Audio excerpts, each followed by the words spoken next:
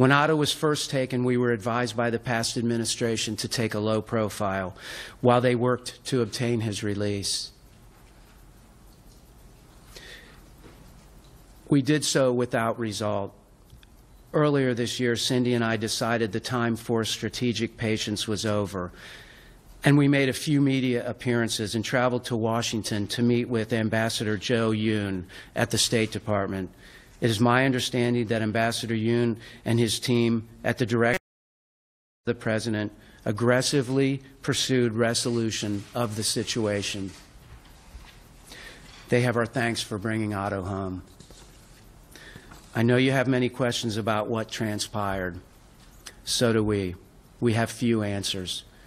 There's no excuse for the way the North Koreans treated our son, and no excuse for the way they have treated so many others. I call on them to release the other Americans being held. No other family should have to endure what the Warmbiers have. Thank you. Now I'd be happy to answer questions. Before you begin asking questions, please state your name and the news organization you're from, please. Yes, sir. Josh Branson from the Times of London. I wonder if you could just tell us a little bit about what kind of a guy Otto was, what kind of a son he was, and just some of your warmest. That's a loaded softball question. He obviously, Otto's an amazing kid. What he endured, to the brutality and the terror that he went through, and he made it back to the United States, and the performance he did. But that doesn't really speak to who Otto really is. Otto is a sweet, loving, kind person, and that's what we loved about him, and that's what his teachers loved about him. Obviously, Otto was brilliant, but that's not what Otto was. Otto was a sweet, loving, kind person who he was never in a fight. So thank you for the question. Yes, ma'am. Hi, I'm Cheryl Silver from the New York Times. I know you said that you wanted to leave it to the doctors to discuss Otto's condition, but I'm wondering if you could just share a little bit from your perspective about how he's doing right now. We're trying to get, Cheryl, the question is what we're doing about Otto's condition? How he is, Otto?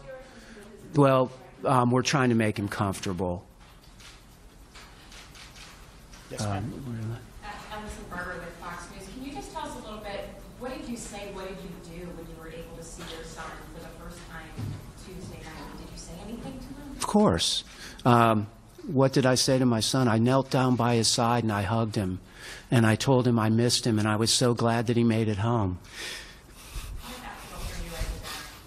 I don't know. You don't feel that. It's these things are tough to process, but he's with us, and we're trying to make him comfortable, and we want to be a part of his life. Part of his life. Yes, ma'am. Megan Mondello, local 12-670.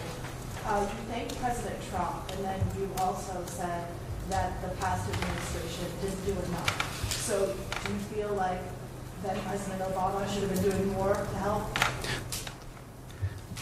The question is, do I think the past administration could have done more? I think the results speak for themselves.